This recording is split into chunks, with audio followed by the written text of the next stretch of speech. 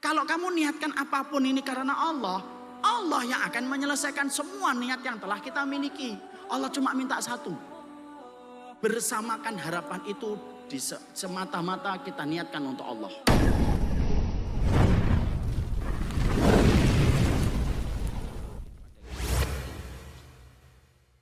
Tentunya harapan itu selalu ada kaitannya dengan akhirat. Ini penting. Jadi kalau antum nanti punya harapan-harapan yang sifatnya duniawi, nah tidak menjelaskan itu. Saya pingin punya mobil Lamborghini Ustaz. Alah itu ya sudahlah, itu antum sendirilah yang ngatur bagaimana. Saya membicarakan tentang satu hal. Kita akan lanjutkan. Kalau begitu Ustaz, setelah kita mengetahui itu, apa yang kami harus lakukan? Antum ada yang saya pingin ngumrohkan ibu saya Ustaz.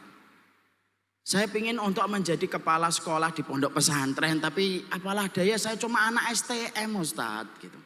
Iqra aja 1, enggak naik-naik 2 gitu. Tapi harapan itu enggak pernah padam. Saya pingin punya pondok, saya enggak muluk-muluk, saya enggak pingin punya pabrik, macam-macam ada. Maka setidaknya harapan itu enggak salah, selama harapan itu tidak terlalu tinggi dan harapan itu tidak terlalu melampaui batas. Kalau harapan itu melampaui batas, baru tidak boleh. Ini apa lagi? Kopi? Oh, air putih ya, insya Allah. Nah, kita tunggu beliau aja. Habis ini apa? Nasi liwet belum ada ini kelihatannya. Bakwan juga belum. Tuh kan, mukanya grogi. Sini anak bukain. Sini anak bukain. Sini anak bukain. Ya nggak apa-apa, kita tunggu sampai duhur.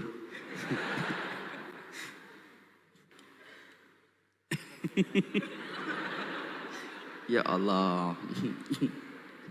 Semoga beliau pahalanya paling besar di sini.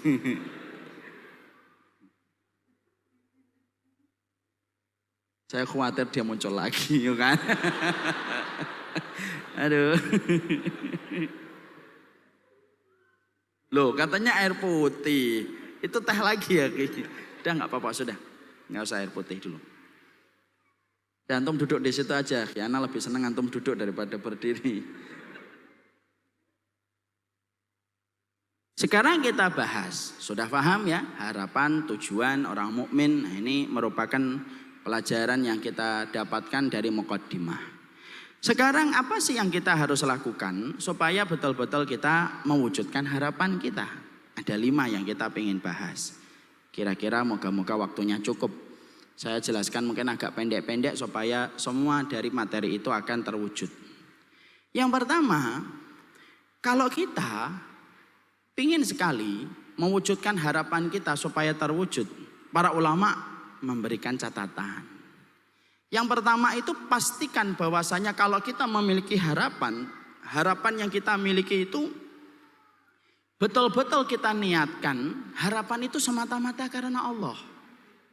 Karena barang siapa yang telah menyertakan Allah dalam setiap harapan yang dia miliki pada hidupnya, ketika dia menanam harapan itu di dalam hatinya dan jiwanya, lalu dia bersamakan Allah dalam setiap niat yang telah dia miliki, orang yang telah membersamakan Allah dalam setiap harapan yang dia miliki, bahwasanya tidak ada yang dia niatkan itu kecuali Allah, kecuali pasti Allah akan kemudian mengabulkan apa yang dia minta. Karena apa? Orang kalau sudah niat karena Allah, Allah yang akan mengurus proses akhir dari semua yang telah dia niatkan karena Allah. Masa Ustaz? Benar. Masa cuma jaga niat? Loh, benar. Mana dalilnya ketika antum mengatakan semacam itu? Oke, thayyib, kita datangkan dalil. Karena omongan tanpa dalil itu kan pembicaraan yang tidak perlu kita dengar. Dalilnya yaitu kalau kita membaca dalam satu riwayat yang sahih, ada seorang Arab, ada seorang Arab Badui itu masuk Islam. Fa'aslama, dia masuk Islam. Pada saat itu Nabi masih di Mekah. Fahajaro, kemudian Nabi hijrah. Ketika Nabi hijrah, beliau mewasiatkan kepada para sahabat, tolong ya diperhatikan ini Arab Badui, dikondisikan supaya nanti dia hijrah pula ke Madinah. Para sahabat melaksanakan perintah Nabi. Oke. Arab Badui itu termasuk orang yang ikut hijrah ke Madinah. Kenapa disebut Badui, Ustaz? Mereka tinggal di daerah tebing-tebing dan mereka tidak pernah tinggal lama, kecuali tinggalnya sementara, pindah-pindah. Itu Arab Badui, tidak mengenal peradaban dan tidak mengenal pendidikan. Arab Badui itu ketika mendapati Nabi hijrah, setelah dia masuk Islam, dia ikut hijrah. Awal-awal Nabi ketika berada di kota Madinah, tentunya kita paham ada perang, ada jihad Badar, ada jihad Uhud dan lain sebagainya. Maka termasuk di antara sahabat yang ikut dalam peperangan itu adalah Arab Badui tadi. Dalam peperangan tersebut ketika usai, maka Arab Badui itu sudah pergi duluan sebelum dibagikan ghanimah. Padahal kita paham ghanimah itu merupakan haknya kaum muslimin dalam harta perang. Saya tidak setuju kalau disebut harta rampasan perang, enggak setuju saya. Karena kok dirampas memang itu sudah jadi haknya kok. Ngerampas itu sesuatu yang sifatnya masih dipegang, itu ngerampas. Saya enggak ngerti kalau bahasa Indonesia enaknya itu apa, al-anfal itu apa ya, ghanimah itu. Harta yang didapatkan habis perang, nah, itu yang paling tepat. Agak panjang Ustaz, enggak apa-apa. Tapi lebih benar daripada pendek, enggak benar juga. Ya kan? Maka Nabi membagikan ghanimah. Ketika Nabi membagikan ghanimah, Nabi tahu Arab Badui tadi ikut di dalam peperangan. Nabi tidak menjumpai. Loh, tadi saya lihat di medan jihad itu Arab Badui ada. Kok sekarang enggak ada? Lalu kemudian Nabi mencari mana Arab Badui. Sudah pergi duluan ya Rasulullah. Masing-masing sahabat membawa ghanimah yang dibagikan oleh Rasulullah. Maka kemudian Nabi menitipkan kepada beberapa sahabat, ini ghanimah. Kamu berikan kepada Arab Badui itu, bahwasanya ini ghanimah, aku bagikan kepada dia karena dia berhak untuk mendapatkan ghanimah karena dia termasuk salah satu orang yang ikut berjihad. Para sahabat nyari Arab Badui tersebut dan ketemu. Dan ketika ketemu, diletakkanlah ghanimah. Arab Badui nanya, mahadihi. Para sahabat yang mendapatkan titipan itu kemudian berkata, hadihi ghanimatun qassaman nabiyyu laka. Ini ghanimah yang dibagikan oleh Rasulullah kepada setiap orang yang berperang. Dan kamu ikut berperang. Nah, ini bagian kamu. Nampak di wajahnya itu rasa tidak suka. Diambil ghanimah tersebut lalu bertanya, mana Rasulullah? Rasulullah di sana. Diambil dengan ghanimah yang dia dapatkan dengan kedua tangannya dia pegang. Lalu dicari Rasulullah. Ketemu dengan Nabi. Diletakkan ghanimah itu di depan Rasulullah. Lalu Arab Badui itu berkata, mahadihi ya Rasulullah. Apa ini ya Rasulullah? Maka Rasulullah dengan lembut menjawab, hadihi ghanimatun qasamtu laka. Ini ghanimah, aku bagikan kepada dirimu. Ini hakmu, ambil. Kita paham ya, ghanimah itu merupakan harta yang paling bersih di atas muka bumi, itu harta ghanimah. Tidak ada secuil syubhat, tidak ada secuil haram, tidak ada. Ternyata Arab Badui tersebut ketika mendapatkan penjelasan dari Nabi, maka Arab Badui itu mengatakan, laisa hada ittaba'tuka ya Rasulullah. Loh, kok saya dikasih ghanimah? Ingat ya, Arab Badui itu cenderung agak kasar, tapi bukan berarti hatinya kasar. Orangnya lembut. Kalau yang lembut, yang kasar-kasar. Ya. Laisa hada ittaba'tuka ya Rasulullah. Loh, kok saya dikasih ghanimah ya Rasulullah? Bukan karena ini saya itu ikut beriman, ikut hijrah dan ikut perang. Nabi sabar.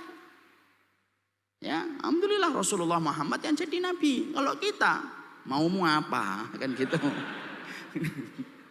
Rasulullah itu lembut berkata, lah kamu maunya apa? Kalau ghanimah ini tidak mau. Itulah Rasulullah. Menyelesaikan masalah dengan kelembutan dalam banyak hal, itu Rasulullah.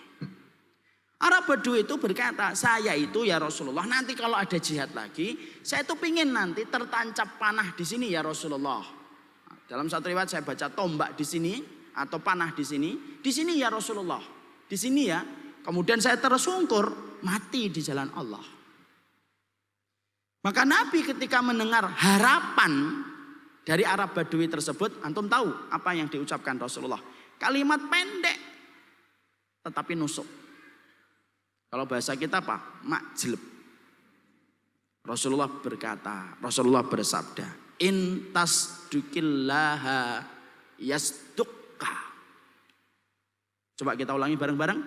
In tasduqillaha yasdukka.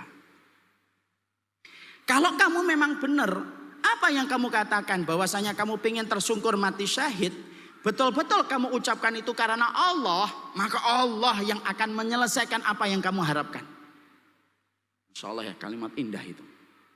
Arab Badui itu pisah dari Rasulullah. Terjadi peperangan berikutnya, Arab Badui ikut peperangan berikutnya, dan ketika terjadi peperangan berikutnya, ketika dia ikut, maka termasuk orang yang meninggal dunia mati syahid di dalam peperangan.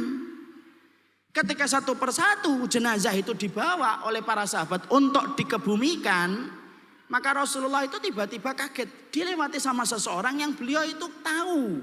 Nabi berkata, sini. Adzalika huwal A'rab, apakah itu adalah Arab Badui? Iya ya Rasulullah.